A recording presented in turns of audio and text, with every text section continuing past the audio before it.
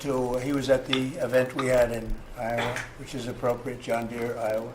But I said to him, so what are you doing? He said, we just announced 2 massive plants.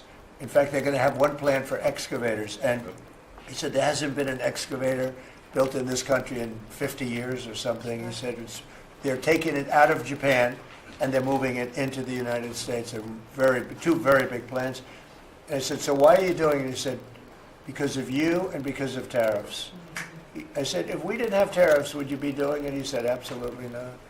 So it's very important, and I hope we're going to be successful with the Supreme Court case, because we're waiting, and we're taking in hundreds of billions of dollars, and we don't want to give it back, number one. And number two, and you know, the people that are fighting us on that case, by the way, are China-centric. These are people that are for China, but they're also outside of the United States. These are countries that have ripped us off for years and years, charging us tariffs, and now we're doing an amazing job, and we're getting it back. We're getting it all back and then some, and they're the ones that are leading that lawsuit that we have in front of the United States Supreme Court.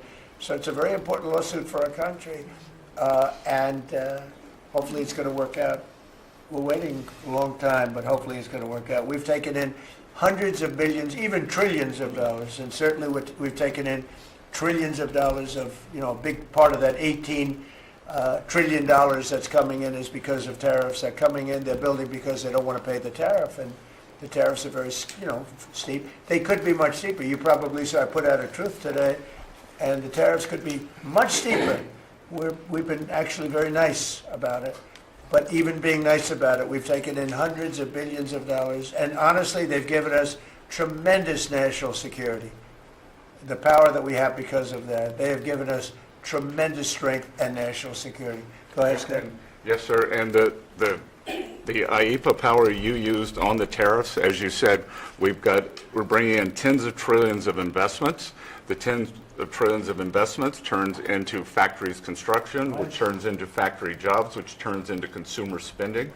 You've right-sized the government, so government employment is down, private sector is up. Growth was a stunning 4.7, 4.8% in the past 2 quarters, biggest back-to-back gains in a decade, and we are doing that with government finances improving.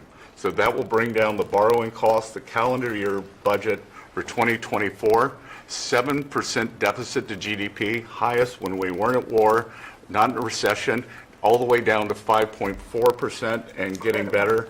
Biggest decline since 2014. Generational gains in productivity, soaring productivity. We're going to lift workers' pay, record high prices, record high profits, and stock prices are soaring. You got a manufacturing renaissance, and all the key inflation metrics are trending lower. Over the past 3 months, the consumer price index is just 2.1, and core prices are even lower at 1.6, and I think that could trend below 1, given energy, as you talked about, the pharmaceutical discounts, and rents. So we're expecting a great year in 2026, Mr. President. And we're going to be announcing next week, I think sometime, Scott and Howard and everybody, we're going to be announcing the head of the Fed, who that will be.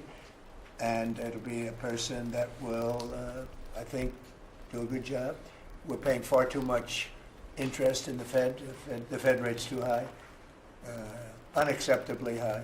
We should have the lowest, and I think you read my statement today. I put out a statement before the meeting, but we should have the lowest interest rate anywhere in the world, because a lot of these countries are successful only because of us, because we allow them to have surpluses. And without surpluses, some of the countries that you most respect financially, that you say, oh, this one, that one, this one, that one, they're successful because we allow them to have surpluses. And we could easily stop that with the powers that we have, but we don't. We took some of it, but we took really just a small portion of it compared to what we could take if we wanted to. We should have the lowest interest rate anywhere in the world. They should be 2 points and even 3 points lower. And if it was, each point is the equivalent of, I would say, $500 billion. So if you got 2 points low, you have $1 trillion in saving, and it's almost, if you call it just a paper expense. You can do it with a pencil. It's not cutting, it's not saying we have to get rid of jobs, or it's just like literally so easy to do. But we have a guy that doesn't want to do it because he's, I think he's politically biased. I really do. I believe he's politically biased because most smart people say it's not even a question.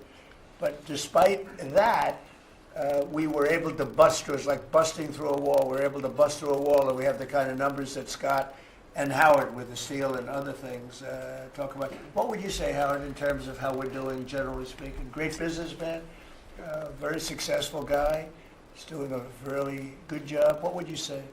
Well, no one, before you walked in the door, no one thought our economy could grow 2%. Fourth quarter, with the shutdown, 5.5%, and that means